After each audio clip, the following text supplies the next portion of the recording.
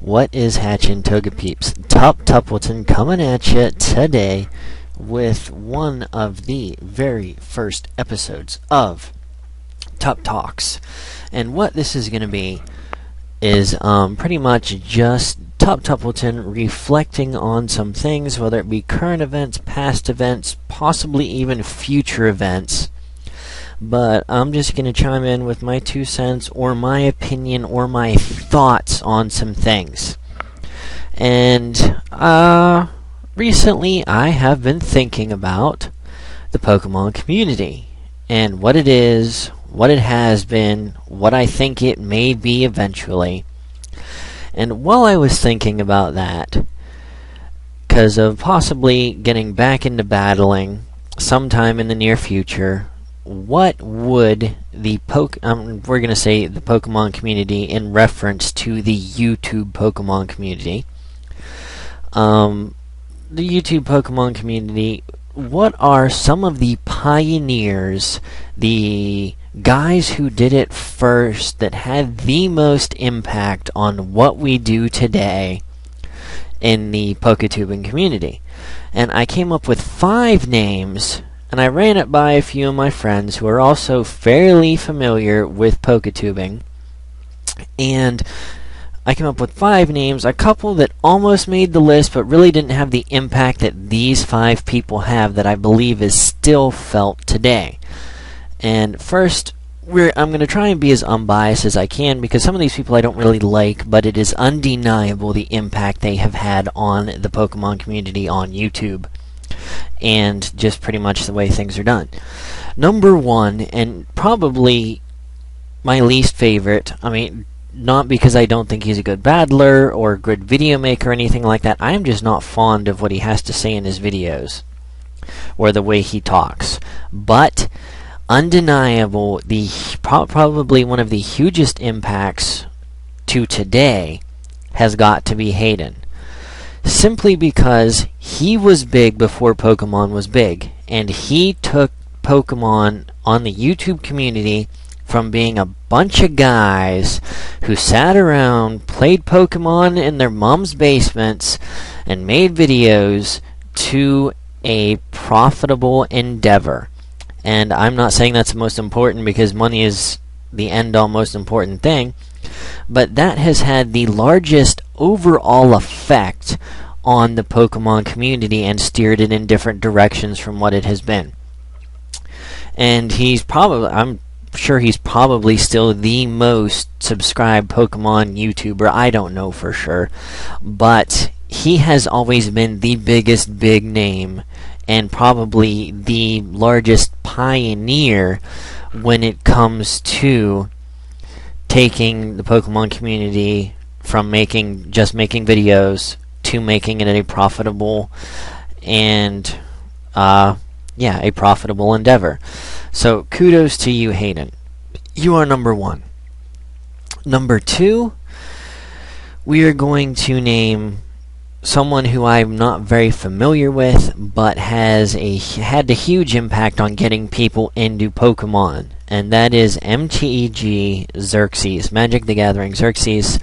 I haven't heard anything about him in a long time. I don't even know if he still makes videos, but back in the day when I first started making videos, he was like one of the 3 big names. And anybody you ask back in the day, he was one of like 3 people who was the reason that the people that make videos nowadays got into making videos on Pokemon. Because everybody wanted to be like MTG Xerxes. He ran a very successful ZAT, which I'm not even sure if it's still running today or not, but the TPX ZAT, I think is what it was, either TPX or RPX, I can't remember. But that ZAT was pretty much the end-all place to go at the time, and all that good stuff. And he was huge with subscribers and all that jazz. So, he got people into playing Pokemon competitively online when Pearl and Diamond first came out way back when. And it was just, today, if you ask people who have been playing Pokemon and got into it back in Diamond and Pearl and why they were competitive back then, the majority of them are going to tell you because MTG Xerxes was a freaking wet dream wannabe, and that's why they did it. I'm not knocking that, because my wet dream wannabe will be later in the list. Anyways, so to MTG Xerxes, I may not have always agreed with the things you do or say in your videos, but my hat is off to you, sir. Okay, number 3. And this is probably the one that has the... Well, I mean, besides making it profitable, which Hayden does and is still as influential today, probably the most long-lasting because of a single contribution that he made. I mean, even outside of his own channel, and that is King Daddy DMAC. And granted, I know PMP isn't solely his or anything like that, and I'm not trying to make it sound like that.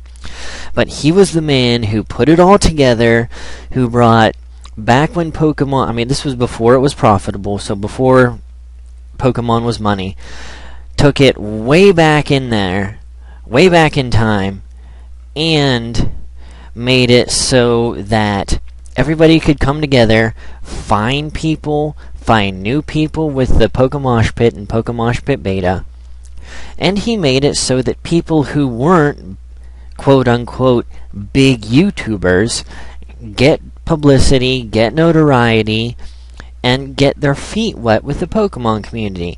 And even though Pokemosh Pit and Pokemosh Pit Beta are, and I'm not trying to knock it, but they are a shadow of what they used to be. Which makes me sad, because they were so good when they first started. But unfortunately, the Pokemon community isn't what it was back then either. So, I mean, it is just... It went from being the top of the pedestal of awesomeness to being mad mediocre, simply because of the fact that the Pokemon community has slowly destroyed itself. Yeah, I don't want to get into that terribly. But, I mean, you want to know, what's up, what the heck are you talking about? My friend Congressional Wombat. Look at, I mean, if you go to the last video she uploaded or had uploaded to PMP Beta, just read through the comments and you will understand why, as good as the Pokemosh Pit has been to Pokemon, it has just created another place for the trolls to accumulate and just make fun of people for no good reason. But that's aside, I'm not knocking Pokemosh Pit. Like I said, the idea behind it and what it did for the Pokemon community when it came out was absolutely enormous. So, King Daddy DMAC, for everything that you've done, I actually forgot to mention, you started, the Pokemosh Pit events that came up. Couple across the country, some in Ireland. I don't know if there was any more in Europe besides that. But, I mean, huge impact to where they were organizing actual events. So, King Daddy DMAC, this one is for you, sir. Okay, number 4 on the list. And this is actually someone who I have butted heads with a couple of times, but I have a huge amount of respect for the reason I am going to explain. And that is Xenon... Crap, what are the numbers? 3210, I think? But everybody knows Xenon. He's everyone's favorite... Where's he from? Slovenia? Something like that? Everyone's favorite guy. And I'm sure those of you who haven't been with the Pokemon community, I'm not trying to knock you for being new to the community or anything, but those of you who haven't been with the community since the Diamond Pearl early 4th gen days, when the Pokemon competitive community was just starting to take off on YouTube, he did something which was, I hope it was called, because if I'm remembering right, was Project SOS. And what he did was, I can't remember if it was once a week, twice a week, once a month, I don't remember what it was, but he did a Project SOS video, and what he did was he would spotlight someone who he felt deserved a chance at more subs and all that other kind of stuff, who he felt deserved more than what they had. It was just one of those things way back when. It was really, because Pokemon wasn't really that huge in competitive battling back in that day, the early Diamond, Pearl, Platinum day. Actually, early Diamond, Pearl days. It was really hard to accumulate subs. And for those of you who just need a comparison because you don't know what I'm talking about, to be famous back in those days, it was your goal to reach 1,000 subs. If you had 1,000 subs, you were officially famous back in those days. And nowadays, you just aren't famous until you hit like how many subs you have to be now to get famous? What is it, like 10K? Because it's just that it gets so much more notice. And if you don't feel that what Xenon did was a valuable contribution to the community,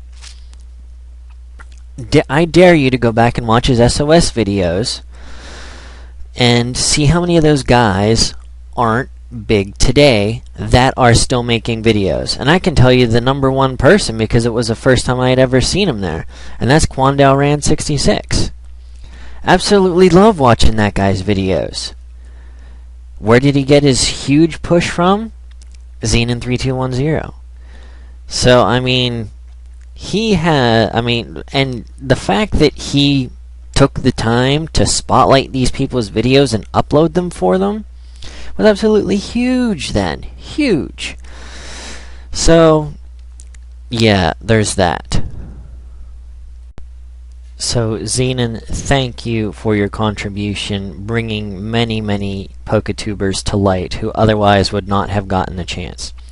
And last but not least is quite possibly my personal favorite because he was probably one of my closest friends in my early days of the Pokemon community, and that is the Killer Nacho. And people probably don't realize how big it was for to be the Killer Nacho back then, but he was the guy who was the average Joe and would battle anybody. He would. And he is the guy that, he's the reason that I got into Pokemon. He was one of the three people. It was like, oh, I like Hayden, oh, I like MTG Xerxes, or I like the Killer Nacho, and that's the reason that I'm doing it. And the reason that I like the Killer Nacho so much was it wasn't even the fact that he was really good at the game. He was one of the first people who was mediocre to above average at the game, but he was so good at narrating a video that you just sat and listened to it. And someone's gonna be like, oh, Tup, you're full of shit, blah, blah, blah, you're just a fanboy. No, he was my favorite person when I first got into Pokemon competitive battling, which was shortly after Pearl and Diamond came out, that I would have just done the music thing back then, but no, he was the top grade, in my opinion. Like I said, this is all my opinion. In my opinion, he was the top grade of all the Pokemon narrators back then. And there were other guys who have their own quips and qualms, and there are definitely other good people out there from back in the day. There was a handful of names we threw around, but in my opinion, those 5 were the front runners for having the largest impact that is still felt today. In my opinion, anyways. Is there anybody I left off the list that you guys would like to hear about? Or would just like my opinion in general about? Maybe some more recent guys. But let me know what you think about those 5 guys that I mentioned. Okay, Togepeeps, this has been Tuppleton. I hope you enjoyed the first episode of Tup Talks. I will catch you on the flip side. Peace out.